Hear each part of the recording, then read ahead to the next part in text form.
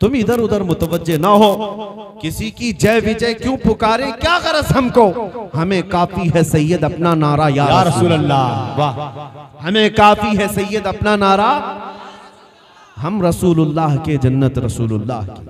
जब हुजूर पाक की महफिल में है तो ये किसी नेता नगरी नहीं है, ये कोई सियासी जलसा नहीं है कि यहाँ पर सिर्फ शोर मचाया जाए और ये किसी नेता को देखने के लिए हम आए हैं। नहीं मेरे अजीजों, ये रात के 12 बजे के बाद जो मजमे की गर्मी है यही बताती है, ये 100-200 नोटों का मजमा नहीं, ये मजमा जहां मैं जाता हूं अल्हम्दुलिल्लाह मुझे यकीन ये होता है मजमे में बैठा हर नौजवान नोट के लिए नहीं बल्कि अपनी गर्दन हुजूर के कदमों में देने आया है। क्या यह हकीकत है या नहीं? हाँ, अपनी हर चीज मेरे मुस्तफ़ा के कदमों में कुर्बान करने की गरज से हम रात को आते हैं। अल्लाह ताला इस जज्बे को हमेशा सलामत रखे।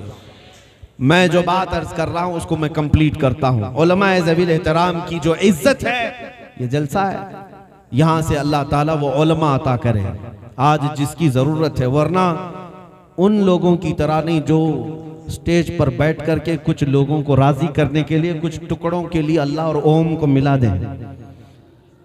मैं उन गद्दारों की बात नहीं कर रहा हूं, हर दाढ़ी और हर चेहरा मौलवी नहीं होता, सिर्फ सफेद कपड़े ऊपर नजर आ जाएं तो वो कायद नहीं बन जाते। हाँ, कायद बनने के लिए अपने आप को हुजूर की जिंदगी में फना करना होगा, हुजूर के कदमों में फना करो। हाँ, कायद वो है, आओ बरेली की सरजमीन पर ताजु शरिया जैसी शख्सियत है। कायद वो है जो अपने वक्त की अबकरी मुफ्ती आजम हिंद, आज की हुकूमत क्या इससे सख्त तरीन इमरजेंसी के दौर में जब डिक्टेटरशिप जिसको कहते हैं डिक्टेटराना निजाम कायम था। हाँ, आपको पता होगा 70 और 75 की दहाई में, 70 और 80 की दहाई के करीब यहाँ पर ऐसे हालात थे कि दूसरों का किसी का पावर नहीं, सिर्फ एक लेडी का प्राइम मिनिस्टर का पावर है। उस दौर में मुफ्ती आजम हिंद हुकूमत की कोई रू रियायत किए बगैर शरीयत मुस्तफ़ा को हक के साथ बयान कर रहे थे, और यही क़यादत है, यही क़यादत है। मैं उन मौलवियों की बात नहीं कर रहा हूं, यहाँ उलमा भी हैं या मदरसे में पढ़ने वाले तलबा हैं। एक बात याद रखना, हो सकता है तुम्हारे चंद जुमले किसी को कड़वे लग जाएं शरीयत मुस्तफ़ा बोलने के वक्त, लेकिन हमेशा याद रखो ये तुम्हारे रज़्ज़ाक़ नहीं है, तुम्हारा रज़्ज़ाक़ अल्लाह रब्बुल इज़्ज़त है। ज्यादा से ज्यादा क्या होगा, ये तुम्हारी रोजी बंद कर देंगे, तुम्हें नौकरी से निकाल देंगे। बंद करने दो एक दरवाजा, ये बंद करे 70 दरवाजे मेरे मौला खोलेगा। अल्लाह करीम की बारगाह में यकीन रखें, वो रज़्ज़ाक़ हकीकी है, लेकिन हक बात बोलना ना छोड़ें, इज्जत इसी में है। इसलिए कि हमने मशहूर कौल ये सुना है, तलवे छाटने वालों की तारीख नहीं लिखी जाती, बातिल से टकराने वालों की तारीख लिखी जाती है। आप अपनी हैसियत मत देखें कि आप क्या हैं, आपके पास ताकत कितनी है, ये कभी मत देखना। आवाज उठाना तुम्हारा काम, हर गली कूचे तक पहुंचाना ये मेरे मौला की शान है। हाँ, मैं आज खलीलाबाद में हूँ, रहने वाला साउथ इंडिया का। मैंने 2 साल कबल एक छोटी सी मस्जिद में मेरे जज्बात थे एक पाखंडी को के खिलाफ, जब वो हुजूर की शान में बक बक बक बक कर रहा था, वहां से हमने ऐलान किया था, ये सोच करके नहीं कि बहुत बड़ी कॉन्फ्रेंस है, हजारों लोग मेरे सामने बैठे हैं, नहीं 50 लोगों के सामने, लेकिन दिल की ये जज्बात थे कि उस खबीस तक ये बात पहुंच जाए। और सिर्फ लफ्बाजी नहीं, जिस दिन ये वक्त आएगा फकीर मैदान में जरूर उतरेगा। यकीन के साथ हमने पुकारा था। 1 महीने के बाद पता चला कि हमारे ये जुमले सिर्फ हमारे मोहल्ले या शहर या मुल्क में नहीं, अमेरिका वाले भी सुन रहे थे, अफ्रीका वाले भी सुन रहे थे, और हर चप्पे से हमें मैसेजेस भी आए हैं, हर इलाके से हमें खुतूत भी आए, उनके पैगामात भी आए। सबों ने कहा वक्त की जरूरत थी, और उसके जवाब की जो जरूरत थी आपने दिया। मैं ये अपनी तारीफ के लिए नहीं कह रहा हूं, उलमा इस बात को महसूस करें, आवाज उठाना तुम्हारा काम है, पहुंचाना मेरे मौला की शान। बेशक, सुभान अल्लाह।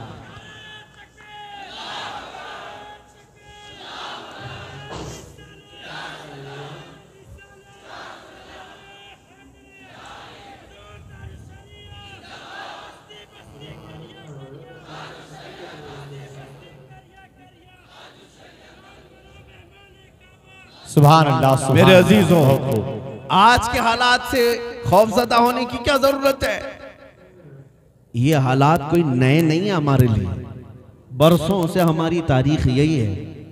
मैं अक्सर ये कहा करता हूँ, नौजवानों तुम घबराते हो कुछ कीड़े मकोड़ों को देख करके कि अब तलवारें लहरा रहे हैं, चाकू लहरा रहे हैं, हथियार दिखा रहे हैं, तुम उन्हें क्यों नहीं कहते कि तुम उन्हें तलवारें दिखा रहे हो जो 1400 साल से करबला सुनते आ रहे हैं। हमारी तारीख में करबला भी है, बदर भी है, ओहद भी है। हम उनके असलाफ हैं, हम उनके वारिसीन हैं जो उन असलाफ के। डर और खौफ तुम्हारे दिल में क्यों आने लग गया? दर हकीकत दुनिया की मोहब्बत तुम्हारे अंदर ज्यादा आ गई, इसलिए मेरे अजीजों। वरना आला हज़रत तो यूं कहते हैं, खौफ ना रख रजा जरा, तू तो है अब्दे मुस्तफा। खौफ ना रख रजा जरा, तू तो है अब्दे मुस्तफा। तेरे लिए अमान है, तेरे लिए अमान है। अल्लाह की कुदरत पर यकीन रखो, जब तक तुम्हारी जिंदगी बाकी है पूरी ताकतें मिलकर के तुम्हारा बाल भी नहीं निकाल सकती। और अगर हमारी मौत मंजूर है तो मच्छर और चूंटी से भी हम मर सकते हैं। यही कुदरत इलाही है। अल्लाह की कुदरत पर यकीन रखो। मैं एक और बात अर्ज करता हूँ, उलमा की जो इज्जत है वो रसूल पाक के दरबार से वाबस्ता है, और उलमा को अपना किरदार आज भी अदा करना चाहिए। मुझे हैरत होती है, आज चंद लोगों को राजी करने के लिए बेचारे दाढ़ी टोपी सब रख करके धर्म संसद करके अपना दीन भी बेच दिया, ईमान भी बेच दिया, न जाने क्या क्या कह दिया। लेकिन अकबर जैसे डिक्टेटर का जमाना है, अखंड भारत पर एक ही बादशाह की हुकूमत है, लाखों फौज है उसके पास। उस बादशाह के दिमाग में क्या खुमार सवार था, उसने तो पूरा दीन बदलने का ऐलान कर दिया। कहा कि अब मुस्तफ़ा करीम सल्लल्लाहु अलैहि वसल्लम का दीन नहीं, मेरा दीन चलेगा। उसने दीन को एक नया मिक्सचर अंदाज में पेश किया, दीन इलाही उसका नाम रखा। उसमें होगा क्या, मस्जिदों से अजान नहीं सीप बजाई जाएगी, मिंबरों पर मूर्तियां भी रखी जाएंगी, नमाज भी पढ़ी जाएगी। ये दीन इलाही का निजाम ऐलान कर दिया। जो तलवे चाटने वाले थे वो हा हू करते हुए उनके पीछे तो चलने लग गए, लेकिन हर जमाने में तलवे चाटने वाले नहीं होते। अकबर की ताकत अपनी जगह, उसकी फौज की कुव्वत अपनी जगह, उसका रौब दबदबा अपनी जगह, लेकिन उसी जमाने में एक मर्द कलंदर अहमद फारूकी मुजद्दिद अल्फसानी को अल्लाह ने जिंदा फरमाया, खड़ा किया, और उस मुजद्दिद अल्फसानी ने खड़े होकर के ऐलान किया, इस्लाम नाम पर इस जमीन पर कोई दीन बाकी रहेगा तो सिर्फ मोहम्मदुर रसूलुल्लाह का होगा। कोई दूसरा दीन जिसको तुम आकर के मिक्स कर दोगे ऐसा नहीं चलने वाला है। क्या मुजद्दिद अल्फसानी को नहीं मालूम था कि कौन सी ताकत सामने है?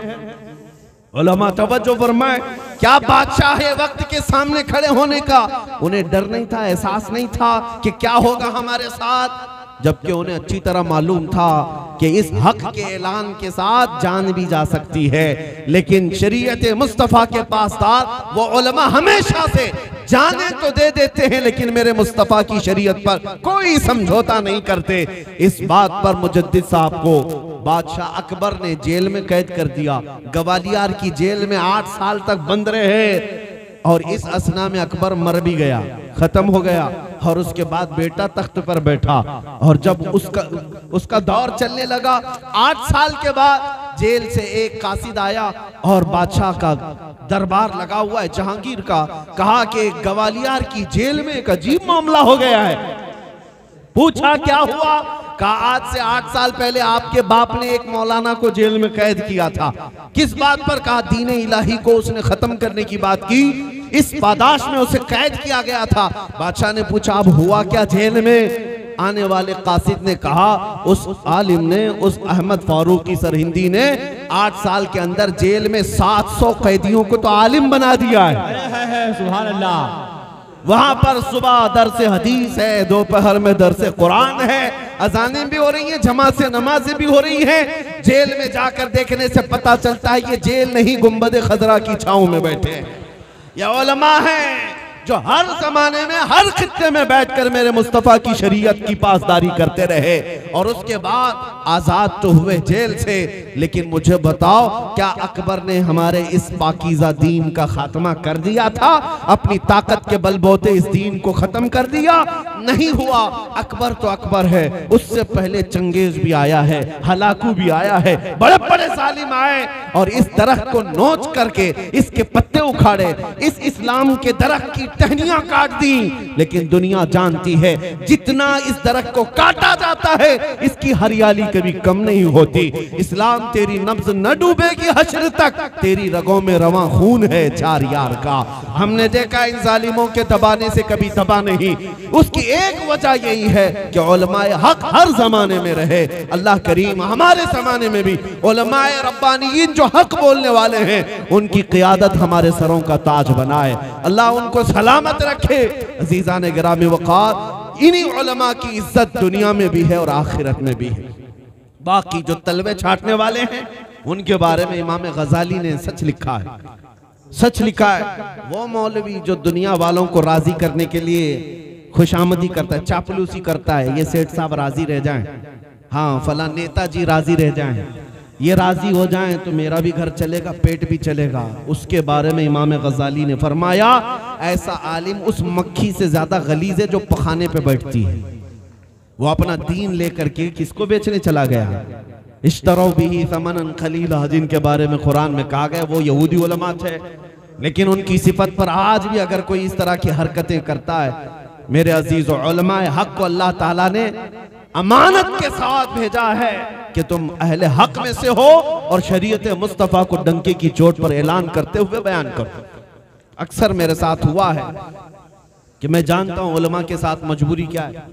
मस्जिद के ट्रस्टी, मदरसे के जिम्मेदारान अगर वो है कोई इस तरह के तो अपनी इस्लाह कर लें, बाकी मुझे बोलने में कोई दिक्कत नहीं। उलमा के गले को पकड़ करके रखो, मौलाना ये मत बोलना हालात ऐसे हैं, वो मत बोलना हालात ऐसे हैं। ठीक है, हालात तुम ही सही करते रहो, लेकिन इनके गले को दबा करके रखते हो। बाज उलमा तो हमसे ये भी कहते हैं सूद पे तकरीर करने मना करते हैं, ब्याज बड्डी पे इस पे तकरीर करने मना करते हैं, जिना पे बोलने को मना करते हैं, शराब पे बोलने को मना करते हैं, जुआ पर बोलने को मना करते हैं।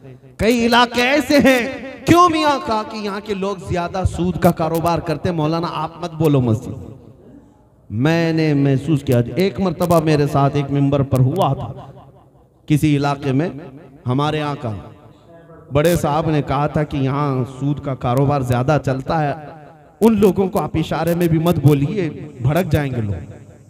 हमने उस दिन तय कर लिया पूरी तकरीर ही सूद पे करेंगे, इंशाअल्लाह। हक है, सुनना है तो सुनो, नहीं है तो कोई बात नहीं। इसलिए कि हमें पता है बुखार की दवा कड़वी होती है, निगल लो तो बुखार जाएगा, नहीं निगलोगे तो बुखार हमेशा रहेगा।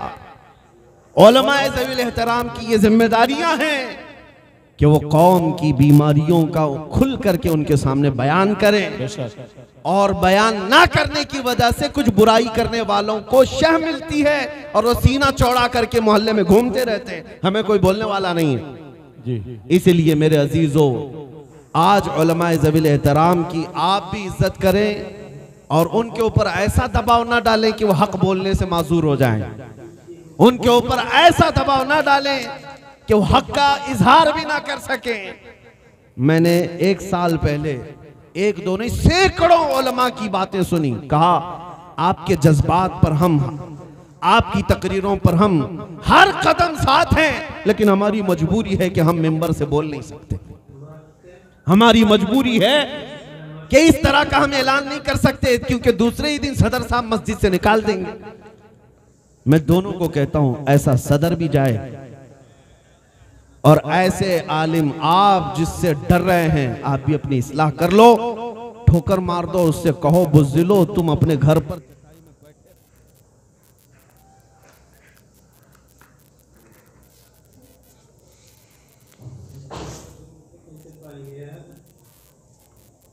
मुंह पर थूका करेंगी, हमारी कब्रों पर वो मारा करेंगी कि जो अपने नबी की इज्जत पर भी नहीं बोल सका उसको तो गूंगा शैतान कहा जाता है, गूंगा शैतान कहा जाता है। उलमाए हक याद रखें, इमाम अहमद बिन हंबल 300 कोड़े खा करके आ रहे थे, एक बार पीठ झुक गई, पीठ टेढ़ी हो गई है। एक चोर उस जमाने का रास्ते में मिला, कहा अहमद बिन हंबल रुको, तुमसे एक बात करनी है। कहा क्या बात है? कहा मुझे पहचानते हो, मैं चोरी करता था। कहा हाँ सुना तो है तेरा नाम। कहा मैंने चोरी में पकड़े जा जा करके कई मर्तबा पकड़ा गया हूं, 1500 कोड़े खाया। इमाम अहमद बिन हंबल कितने? 300। वो चोर कहता मैं 1500 कोड़े खा चुका, लेकिन अभी भी चोरी छोड़ा नहीं। कैसी डेयरिंग की बात है। इमाम अहमद बिन हंबल ने पूछा बताना क्या चाहता है? कहा बस इतनी बात कहना चाहता हूं, मैं तो चोर हूं, गलत काम 1500 कोड़े खाकर नहीं छोड़ा, तुम 300 कोड़े खाकर हक बात कभी मत छोड़ना, हक बात छोड़ना नहीं। इमाम अहमद बिन हंबल कहते हैं इससे बेहतर बात मुझे नजर ही नहीं आई। उलमा भी ये समझ लें कि अगर एक वक्त की रोटी तुमसे कोई छीनता है, हकीकत में तुम्हारा रिस्क अल्लाह की बारगाह में और ज्यादा महफूज है। हाँ, अल्लाह की बारगाह में बहुत महफूज है। आओ मेरे अजीजों, आज हम ये अहद करते हैं कि इज्जत ढूंढेंगे तो मेरे मुस्तफ़ा के कदमों में ढूंढेंगे। आज हर नौजवान ये अहद करके उठे, तुम अपनी दाढ़ियां छिलाकर, अपनी टोपियां छुपाकर क्या सोचते हो हम सेकुलर बन जाएंगे? हमको कोई पहचानेगा नहीं, इज्जत बाकी रहेगी। हाँ, हमको कोई टेररिस्ट नहीं कहेगा, आतंकवादी नहीं कहेगा। तुम अपनी नाक जमीन पर रगड़ लो तब भी तुम्हें इज्जत नहीं मिलनी है। हाँ, तुम्हारे साथ इस्लाम है तो ये जालिम कुत्ते हमेशा भौंकते रहेंगे। क्या तुम्हारे सामने वो सबक याद नहीं है? 1.5 साल पहले वो राफजी कुत्ता जो अपना नाम बदल कर गया था, क्या आपको नहीं पता है? धर्म भी बदल लिया, नाम भी बदल लिया, और पता नहीं कशका भी लगा लिया, और उसके बाद जाकर के उनकी उठाने लगा इधर से उधर। 6 महीने के बाद पता चला ठोकर मार के भेज दिया गया। अब है कहां? अब है कहां धोबी का कुत्ता? न घर का न घाट का, इधर भी नहीं उधर भी नहीं। और आला हजरत ने 100 साल पहले बताया था, या रसूल अल्लाह, जो तेरे दर से यार फिरते हैं, जो तेरे दर से यार फिरते हैं, दर बदर यूं ही खार फिरते हैं। हुजूर को जो छोड़ता है वो हर दर इधर उधर ठोकरें खाता रह जाता है। इसलिए इज्जत इधर उधर मत ढूंढना, इज्जत मेरे मुस्तफा के कदमों में है। कभी अगर जिंदगी में ऐसा वक्त आया कि कुछ तुम्हें नोच खाने की बात करने लग जाएं, जैसे आज झुंड में कुत्ते हमला करते हैं, हर जमाने में होता रहा है, झुंड में हमला करते रहे। और मक्का में भी यही किया था। हज़रत खब्बाब इब्न अल-अरत को, खुबैब इब्न अदी को, सैयदा सुमैया को उन्होंने गिरफ्तार करके पांव हाथ घोड़े के पैरों से बांध करके दौड़ा दिए थे, लेकिन उनका अज़्म, उनका हौसला ऐसा था कि उनकी जान निकल गई। उन जालिमों की मॉब लिंचिंग में उनकी जान निकल गई, लेकिन आखिरी जुमला भी उनकी जुबान पर अल्लाहु अहद अल्लाहु अहद ही था। वो अपना दीन कभी बेच नहीं सके। मेरे अजीजों, आज तुम्हें ये नसीहत करता हूं, इज्जत रसूल पाक के कदमों से वाबस्तगी में है। अगर कभी सख्तियां आ गई अपनी जिंदगी में, तुम याद करना बिलाल हबशी को, याद करना खुबैब इब्न अदी को, और इंतजार करना। थोड़ी देर की बात है, अगर जान भी जाएगी, आंख बंद होनी है, मेरे मुस्तफा तशरीफ लाएंगे। और उनके जमाले जहां आरा को देखने के बाद फिर हर तकलीफ हल्की हो जाएगी। लेकिन एक बात याद रखना, किसी को राजी करने के लिए अपना दीन मत बेचना, किसी को राजी करने के लिए अपने अखलाक मत बेच देना। जैसे कुछ लोग आज अपना स्टेटस बढ़ाने के लिए वो कहते हैं हम गाने सुनते रहेंगे, थोड़ा सा पॉश तरीके से हमको रहना है ताकि इज्जत मिलेगी। फटी हुई जीन्सें पहनेंगे और इधर उधर डिजाइन करेंगे ताकि हमें भी लोग पॉश कहें। ये वही हाल है, कौवा चला हंस की चाल, अपनी चाल भूल गया। तुम उनके पीछे चलने के लिए नहीं आए। तुम्हारे हीरो वो नहीं है जो पर्दे सीमी पर नजर आते हैं, ये मुजरा करने वाले और तुम्हें जहन्नम का रास्ता दिखाने वाले जो पर्दे पर नजर आते, ये तुम्हारे असल हीरो थोड़ी ना है। तुम्हारे असली जो हीरो हैं वो खालिद बिन वलीद है, तुम्हारे जो हीरो हैं वो सलाहुद्दीन अय्यूबी है। तुम उन किरदारों को पढ़ो भी और उनकी इज्जत को देखो। अल्लाह ने उनकी दुनिया में कैसी मदद फरमाई है, आज भी होगी मदद अल्लाह की, लेकिन शर्त यह है तुम मुस्तफ़ा करीम की गुलामी में वफादारी करो।